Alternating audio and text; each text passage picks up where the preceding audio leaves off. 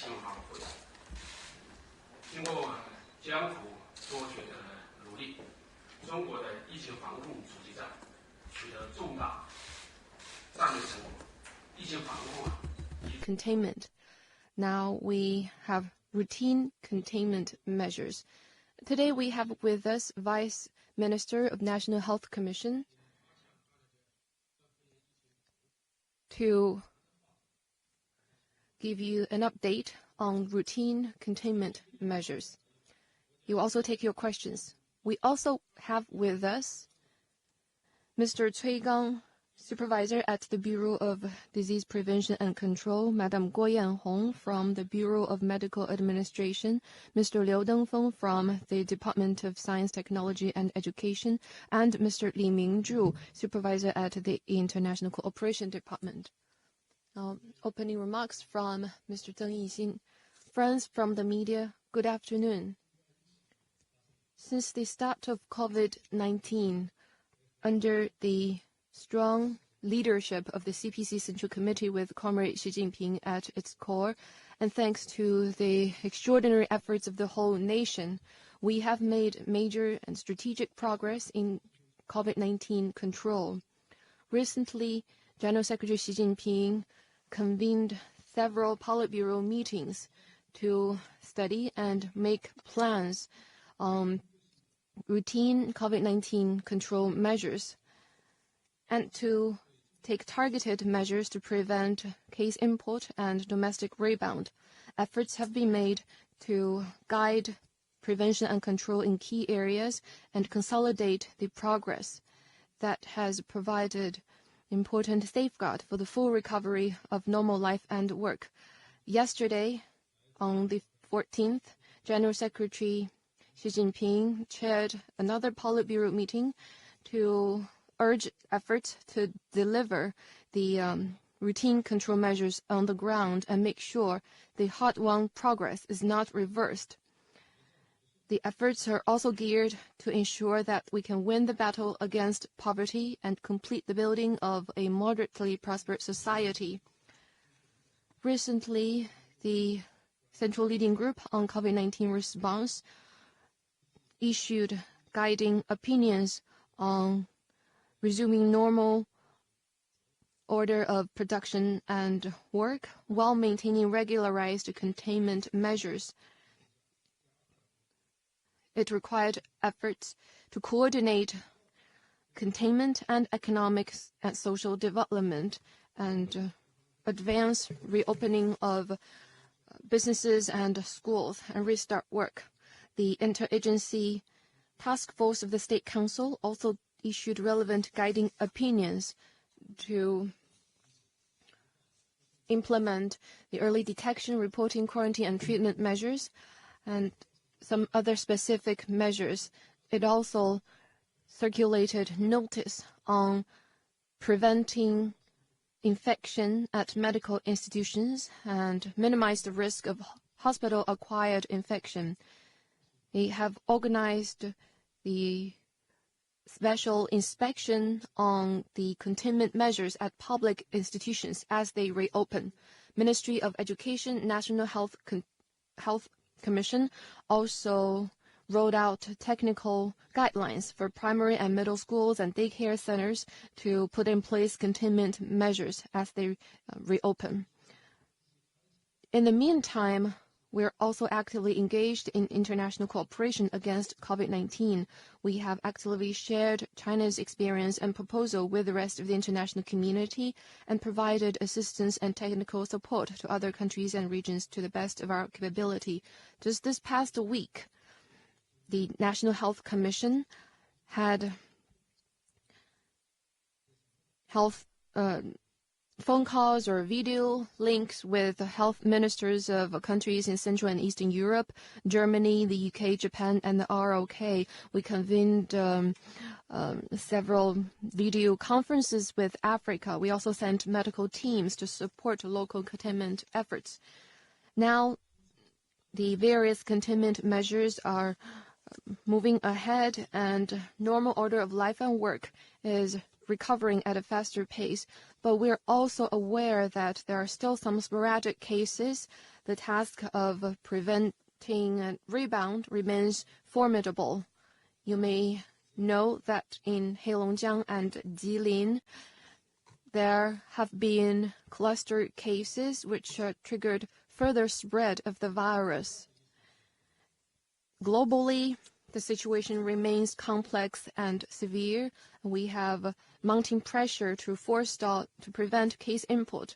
There are still a lot of uncertainties as how the virus will evolve. We should be fully aware of the potential risks and resist the tendency to let down guard, take chances, and slacken efforts. We must build a strong line of defense against the virus. Going forward, we'll continue to follow the work arrangements and guidance rolled out by the CPC Central Committee and the State Council. We will make sure the cases are timely detected, handled swiftly, contained in a targeted manner, and treated effectively. We will prioritize the key areas and the key venues in containment efforts. We'll make sure that the public institutions and various venues, including kindergartens and schools, fully implement control measures and encourage the general public to continue daily protective practice. We will guide the schools in refining their containment measures to ensure the safety and security of faculty and students. Hubei province and the city of Wuhan are now having routine containment measures, but they cannot let down the guard, and they must improve community prevention and control and ensure sound nuclear acid testing. In Heilongjiang and Jilin, where cluster cases have been detected, they must handle those cases swiftly, trace down the source of the virus, and cut off the spread. Beijing must step up control measures during the annual sessions of the NPC and CPPCC. Port cities must step up their capacity in monitoring, testing, and treatment to forestall and prevent case input. With these measures, we hope the safety and health of the people will be safeguarded and provide a strong basis for reopening of businesses and schools. So those are my opening remarks. Now we're happy to take your questions. Thank you. With CGTN, it's reported that Wuhan is carrying out a sweeping nuclear acid test on all its residents. What's the purpose of that? The Interagency Task Force issued guiding opinions on routine COVID-19 containment, which says that the key groups will have tests, and those who choose to do so will be ensured tests. How will that be executed on the ground? Thank you. Indeed, Wuhan has been carrying out tests for all its residents. The purpose is to identify the spread of the virus, to proactively detect the virus and step up monitoring and screening. It's an important part of the efforts to coordinate reopening of businesses and schools on the one hand and routine control measures on the other. On the basis of accurate assessment of risks and nuclear acid test capability, expanding the scope of tests will help us in a targeted response, protect the health of the people. It's also conducive for the orderly population movement. Actually, other places should also refine their routine containment measures as the situation evolves. And in light of the situation on the ground, they should also determine and update the scope of testing.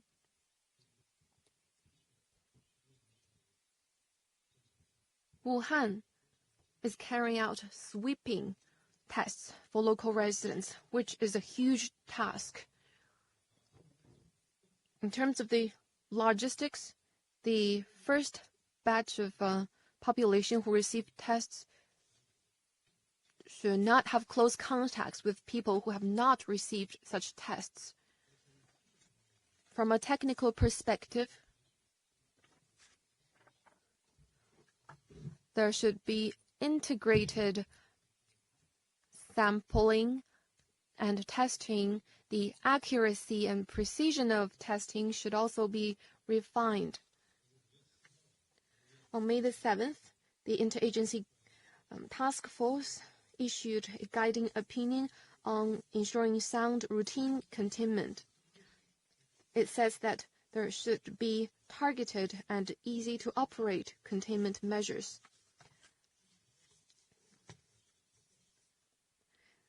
We have taken the following measures accordingly.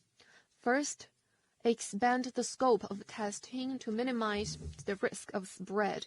The localities should determine and update the scope of testing to ensure testing for all key populations in need and those who choose to do so.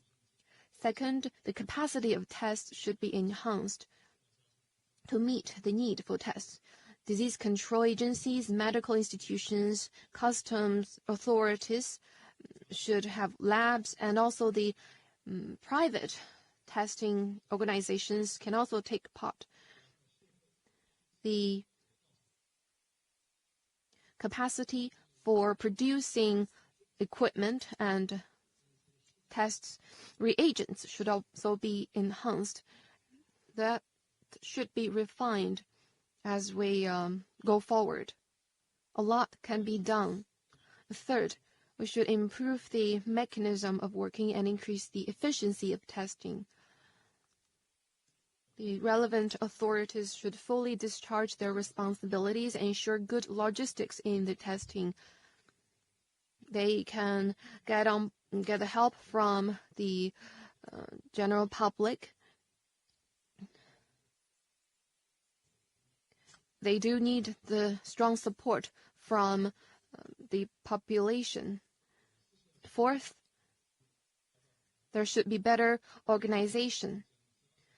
Governments at all levels should take testing as an important part of routine containment measures.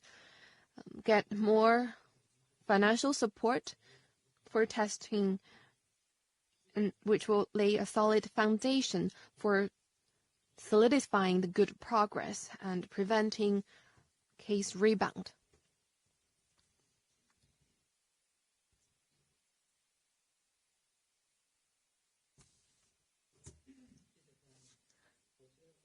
Thank you. With Itatas.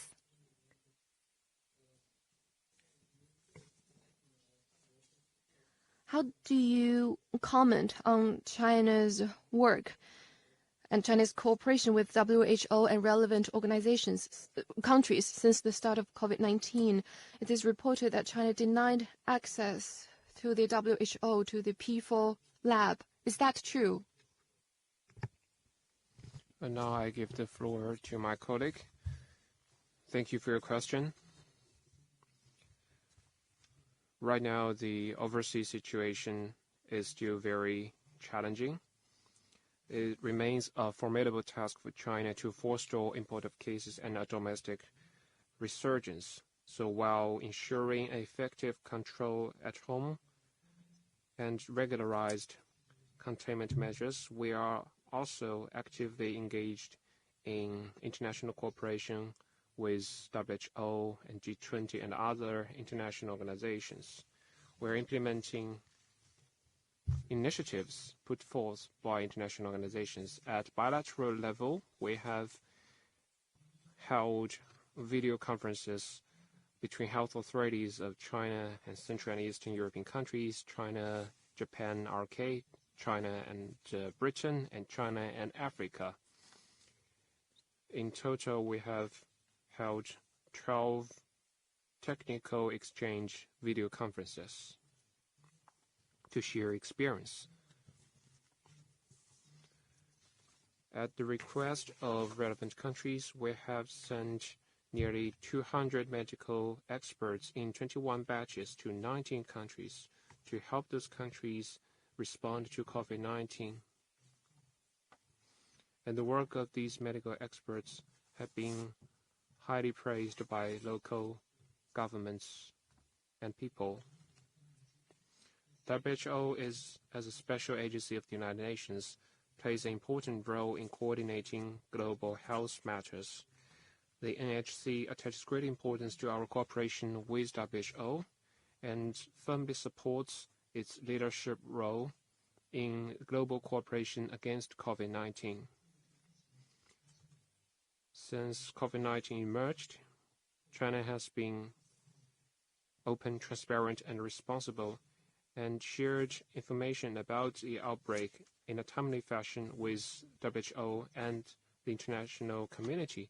We have established a technical communication mechanism with experts of WHO and held multiple conferences. We have invited experts of WHO to have field trip in China between January the 20th and 21st. The joint mission led by WHO visited Hubei and the city of Wuhan. They visited medical institutions, including laboratories, and they had very in-depth exchanges with Chinese experts. Between February the 16th and the 24th, we held a joint mission led by WHO. This mission went to Beijing City, Guangdong Province, Sichuan Province, and Hubei Province. They had a very thorough and comprehensive research about the local epidemic situation, the control measures, and the treatment there. They had a lot of constructive recommendations and suggestions for our work and the global epidemic response. So this theory that China denied access to the laboratory in Wuhan is untrue. That is my answer. Next question.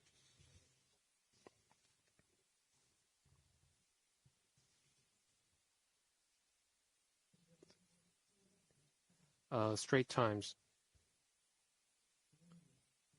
Okay, then.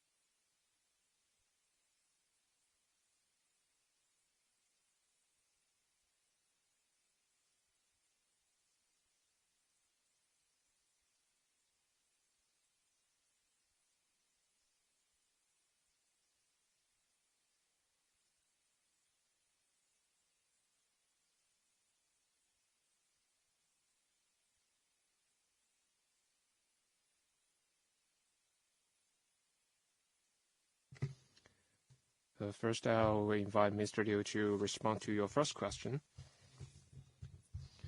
This theory by some U.S. officials is a deliberate misinterpretation aimed to mislead.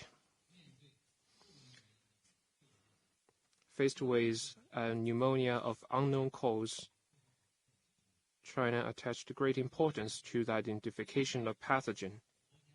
That's because that is very fundamental. We mobilized high-caliber national-level institutions to carry out parallel identification. They worked 24/7 to identify the pathogen. In that context, we stayed highly alert to the pathogenicity of the pathogen.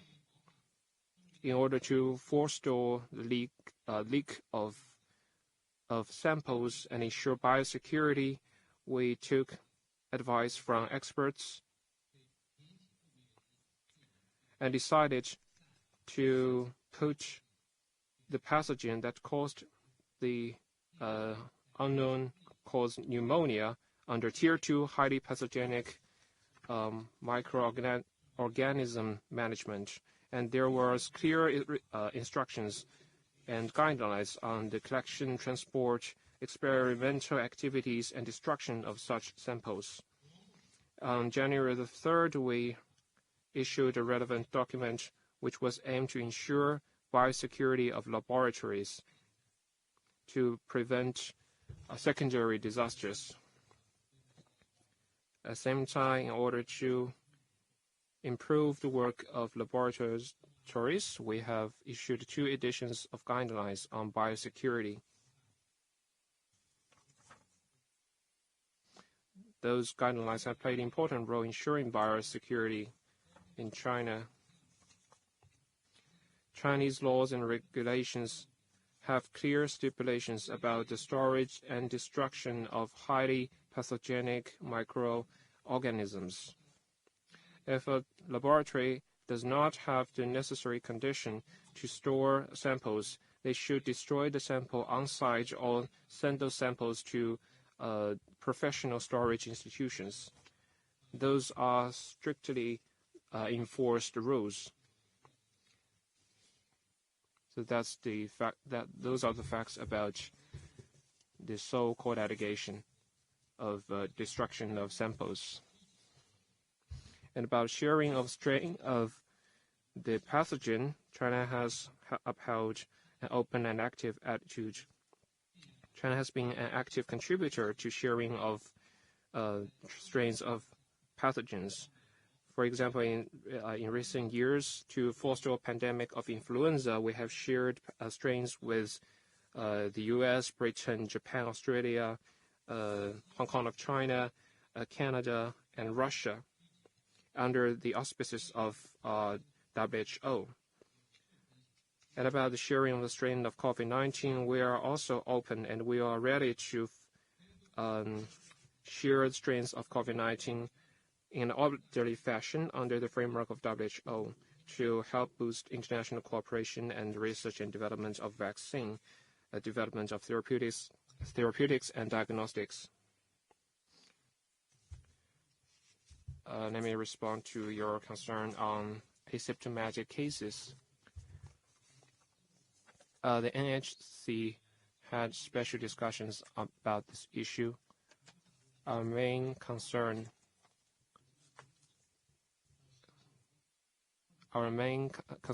is that asymptomatic cases include 2 types of people.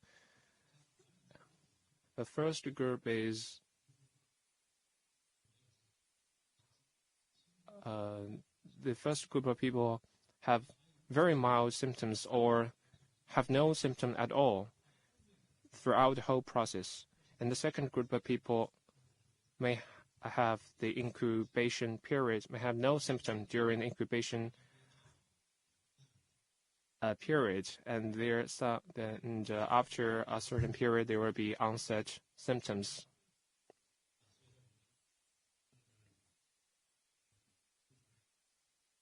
So we use the term to categorize these 2 groups of people.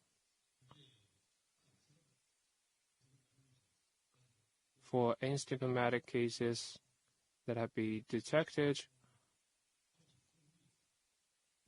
are actually reported in our daily briefings. About suspected cases, confirmed cases, we have a special section reporting about asymptomatic cases. So this information is open, it's transparent, and we have also shared information about how many asymptomatic cases have turned into confirmed cases. This information is not missing.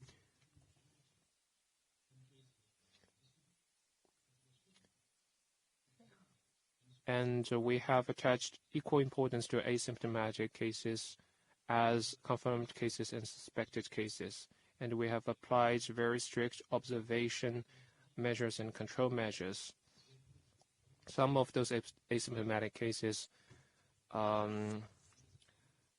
recover themselves, and some of those cases become confirmed cases, and we apply strict measures in the observation and quarantine process.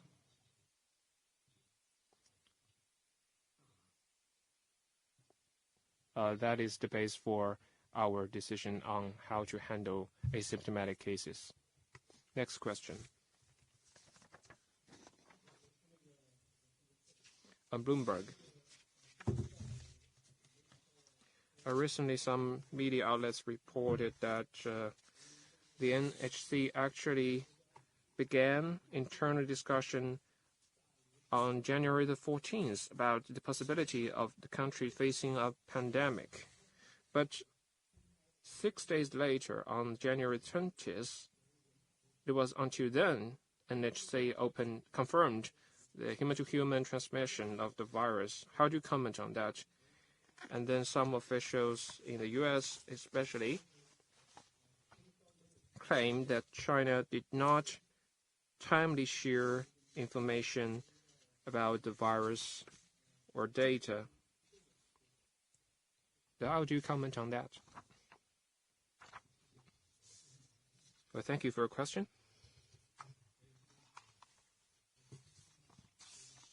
But first, I think I need to make a clarification. Human-to-human transmission. It's a simplified term. In a professional way, the professional term is the transmission ability and way of transmission of the virus from person to person. In theory, whether it's a bacteria or a virus, they have human-to-human transmission. If you are infected by a bacteria, you can transmit the bacteria to me. But different bacteria and viruses have different levels of transmission ability, and the way of transmission is different. For tuberculosis is caused by bacteria. It's not by virus, but it's still very infectious. And norovirus, it is mainly transmitted through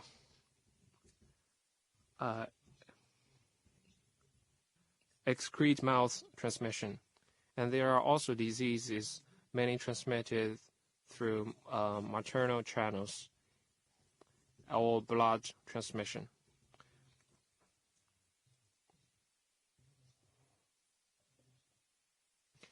For diseases like AIDS, the main transmission channels are sex and blood, so the transmission ability, due to its special transmission way, its transmissibility is relatively low.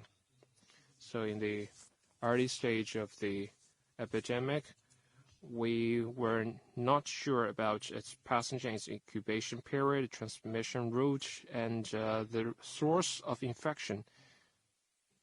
So we had interdisciplinary discussions with very limited clinical cases. We strengthened epidemiological investigations about the cases and to help with our decision-making. We did all those work to answer the questions, the unknown questions. Well, let me tell you more about the whole process. On the evening of December the 30th, 2019, we were informed that there was a pneumonia of unknown cause in Wuhan, and we attached great importance to this issue. And the next morning, we sent a working group to Wuhan to know about the situation and guide the response there. On January the 1st, the NHC established a leading working group on epidemic response to make decisions and study the severity of the situation. a leading official led a team of experts and staff to Wuhan and to instruct the local officials in their response. On January the 3rd, we arranged a parallel identification of relevant scientific institutions they performed tests on the samples of cases. On January the 5th, we ruled out the possibility of SARS. We ruled out also avian influenza. On January the 7th, the CDC successfully got the strain of the virus. On January the 9th, our expert evaluation group publicized the information that the pathogen of the pneumonia of unknown cause was initially determined as a novel coronavirus.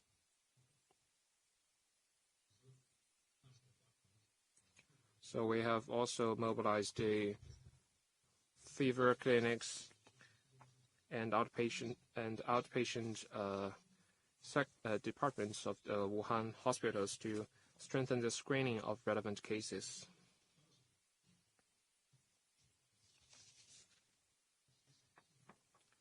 And we also sent a clear message to the world, a warning to the world. On January the 13th, Thailand had the first confirmed case with travel history to Wuhan, and after that, NHC has instructed Wuhan City to strengthen its control measures. First, strengthened management of the agricultural markets and prohibited entry of wild animals and live poultry into Wuhan. The second, strengthened screening and temperature taking at airports, railway stations, bus stations, and piers. And third, took measures to reduce the scale of public gatherings. On January the 14th, we had a national level teleconference to make decisions about the national response. We stressed that there is still great uncertainty about the epidemic, and we need to closely monitor the transmissibility of from person to person, and we cannot rule out the possibility of a surge in cases and the number of hit places. And we made clearer instructions to Hubei province and Wuhan City. On January the 19th, we found conclusive evidence about human-to-human transmission and with a complete chain of evidence. Before that, we had no conclusive evidence. We were working to reach that step.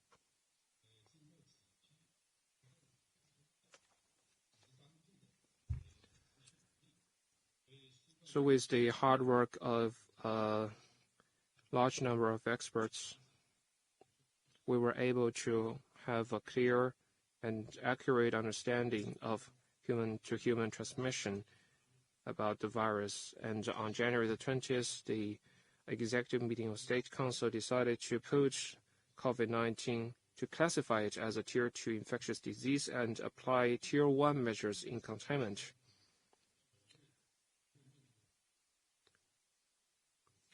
So this unexpected onslaught of COVID-19 is a huge challenge to all humankind. In hindsight, we have acted in the fastest possible way to learn about the features of this new virus. And we have upheld this bottom line mentality in our work and put the life and safety of our people front and center. We have acted with a strong sense of responsibility and ensured all the measures introduced are delivered on the ground to every detail. And about the second part of your question, about our communication with the U.S., I think this was addressed by my colleague in the previous answer. I think we have very frequent communication with the United States on COVID-19. There are between CDC, chiefs of CDCs, between health ministers. China did not withhold any information from the U.S. We did our best to share information with the U.S. to promote cooperation against COVID-19 between our two countries and also international cooperation. Next question. Thank you. Beijing News Daily. Based on current data, the global situation is still very severe. But some European and North American countries have started to lift their control measures. And now China has seen some new cluster cases. This has triggered concerns among the people about the second wave of outbreak. What is your comment? Will you take more measures? Thank you. I'll have Mr. Cui Gang to answer this question. Thank you. At the very start, Vice Minister Zeng Yixin gave you an overview on the situation at home and abroad. And globally, if we look at the figures, the situation remains seriously challenging and complex. Different countries have different national conditions, social systems, economies, public health resources, and emergency response capacity. So they have rolled out different response measures. Like you said, recently, some countries in Europe and North America, which still face serious COVID-19 conditions, have relaxed control. Now, we still don't have major progress in the development of vaccine and effective medicine. Relaxing controls would pose risk of rebound of the virus. It will also exacerbate the complexity of global response in the long run. It will also pose higher risks for China. Now, in China, we have made initial progress in our response. Our capacity for forecast and monitoring and early warning has been stepped up. The medical teams have withstood the test, have passed the test, and they have built a lot of experience. We also have a multi-sectoral and all-out response, and people's awareness and capability has been significantly improved. Now, as we deliver those tailor-made routine containment measures, on the whole, the risk of rebound because of case import is under control. Recently, indeed, in some places in China, there have been local infection as a result of imported case, which shows that in this whole chain of control measures, no matter which link or area have loopholes or problems, that might give rise to bigger problems. In line with the decisions of the CPC Central Committee and the State Council, the localities and government agencies should carefully screen the risks and further refine containment measures. To prevent case import, we have put in place a whole chain of control which runs all the way from the points of entry to household to make sure there are no missing links. More specifically,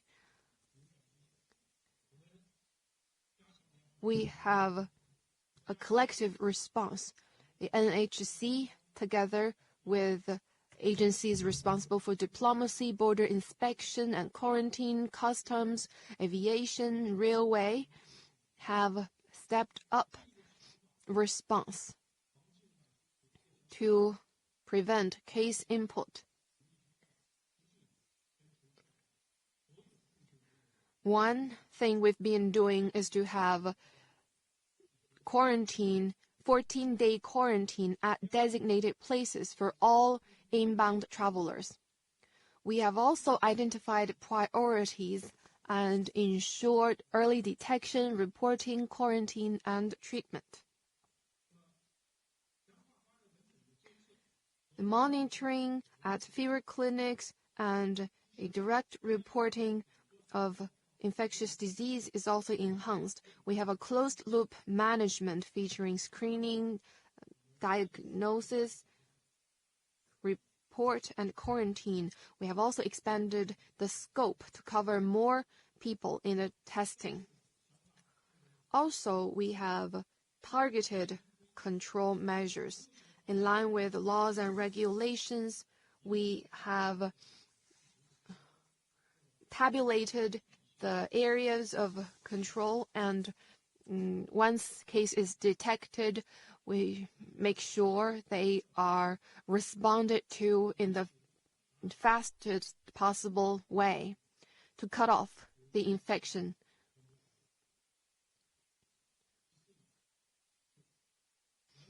Finally, we have made sure the local governments, departments, the individuals all shoulder their due responsibilities and stepped up management and control at key venues, key places, and key population groups. We need to make sure all the measures are delivered on the ground without any loophole or blind spot. We are also raising public awareness and encourage the general public to have sound prevention and control measures so that this will be a whole society of approach. Thank you.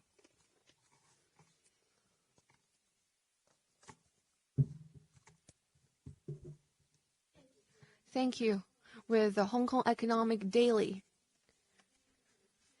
Since COVID-19 started, China has put in place a series of effective and strong medical treatment measures. What experience in that regard can China share with the rest of the world?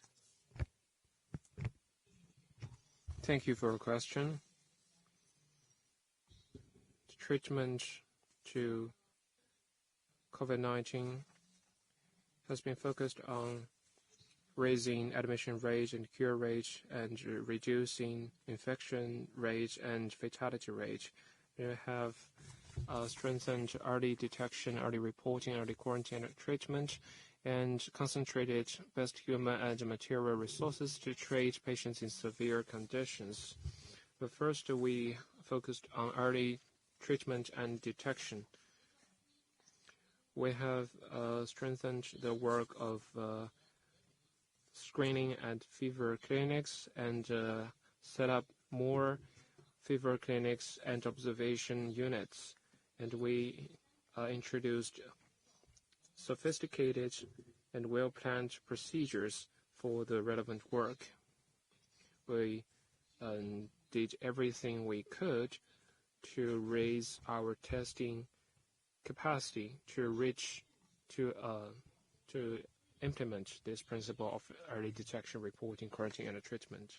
And second, we expanded our medical resources to ensure that we can extend hospital admission and treatment can be accessed by all people in need.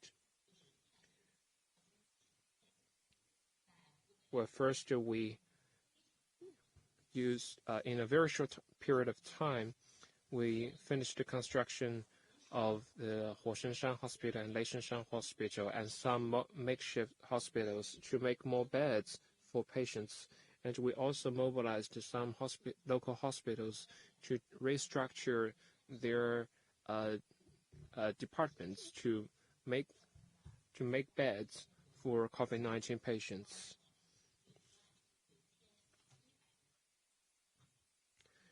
And we provided 99,100 beds for severe case patients.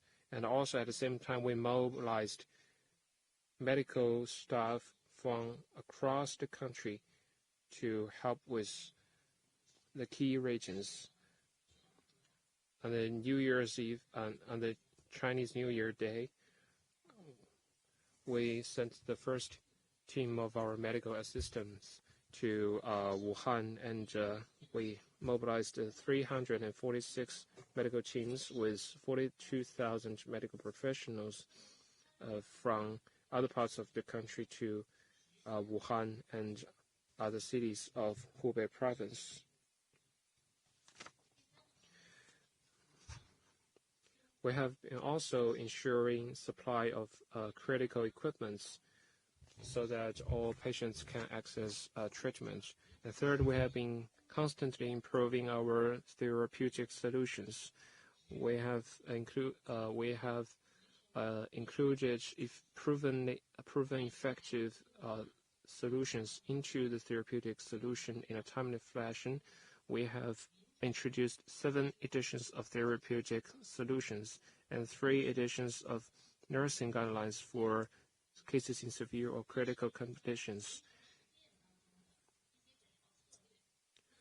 Some treatment strategies and some solutions tested in clinical trials have been also included in these therapeutics. And those therapeutics have been translated into 7 languages to be shared with other countries. And fourth, we have put all resources at hand to strengthen treatment of severe cases. Like I mentioned, we concentrated the best human and material resources to treat patients in severe conditions.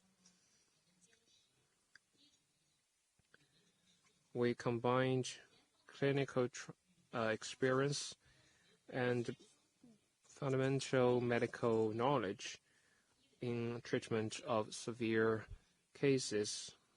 We combined traditional Chinese medicine and Western medicine. We combined medical treatment and nursing. We also attached great importance to the treatment of mild cases to prevent them from turning into severe cases. Our measures have been very effective in raising the cure rate and reducing the fatality rate. In the fifth, we have applied a full cycle management for COVID-19 patients. After patients are discharged from hospitals, we have also applied some psychological assistance and visits and regular visits to patients to ensure that they maintain physical and mental health after being discharged. Last 2 questions in the interest of time. The cover. And now we apply regular containment routines. People have huge interest about the development of vaccine. Could you tell us more about that? Indeed, people are eager to know about the development of vaccine. Under the interagency task force, we have a research team led by Ministry of Science and Technology, and within that team there is a vaccine task force which coordinate the research of vaccine. Now, they're making progress on the whole. making good progress on the whole. And that is largely attributable to the strength of the Chinese system. That is, we can bring on board the best resources from different sectors and fully leverage their strength. The medical institutions can offer a lot of cases from which we can separate the virus, and research institutions also have good cooperation with businesses. And of course, behind all this, we have government support. Every step of the way, there needs to be approval and assessment from National Medical Products Administration and other relevant government agencies. Government support and coordination is very important. Ministry of Science and Technology has given policy support and budgetary support to vaccine research, which provided strong safeguards for such endeavor.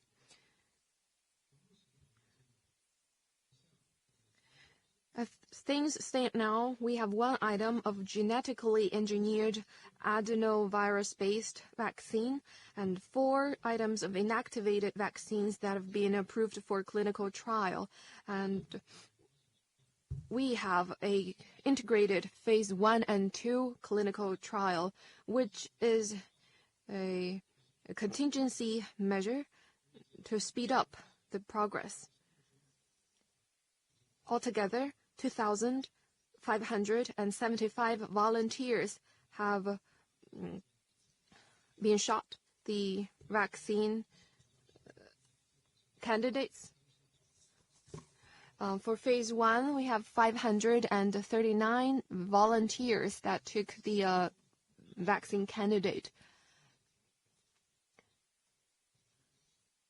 And they have some figures on the generation of antibody and with regard to the security of the virus. For phase 2 clinical trial, 2,036 volunteers have took the vaccine candidate. They have a whole process of shots. Some have 1, 2, or even 3 shots of the vaccine candidates. Up to now, there has been no report of a major adverse reaction to the vaccine candidates during the phase 1 and 2 clinical trial. If all things go well, by July, the above-mentioned items will finish phase 2 clinical trial. So other than the inactivated and genetically engineered adenovirus-based vaccine, we also have other technological approaches where progress is also underway. Some may not do so well, and they will make some adjustments accordingly. Because this is a technological research, they will make changes as things go. They have also applied and submitted files to the National Medical Products Administration as they go, including on medicine research, preclinical research, and clinical research. Starting from June, more items will be approved for clinical trial. So on the whole, things are looking good on the vaccine front. Thank you. Last question.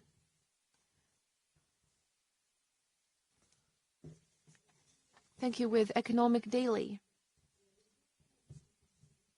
Now we have routine containment measures. Normal order of life and work have resumed. How have the normal diagnostic and treatment services? Can you give an update on that? Thank you. The medical institutions have a due task of COVID-19 response and regular and normal medical services. In that context, first, they should ensure early detection, reporting, quarantine, and treatment, because they are at the very front line, so they need to have early detection, rapid, swift handling, targeted response and treatment, and effective treatment. And second, they should have more targeted and more effective measures of preventing infection. They should have good ventilation, separation of areas to forestall the risk of infection. They should also have sound management for medical personnel. They should also explore new ways of providing medical services. They should stagger the services with reservation and space out patients so as to minimize the risk of infection. They should also make good use of the internet to do telemedicine.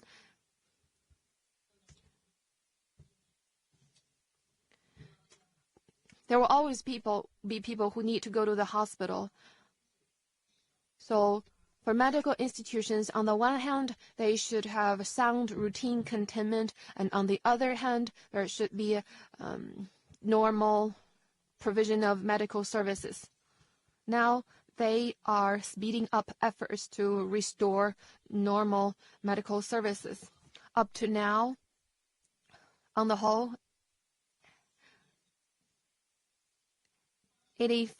more than 85% of the medical services of last year have been restored. Thank you.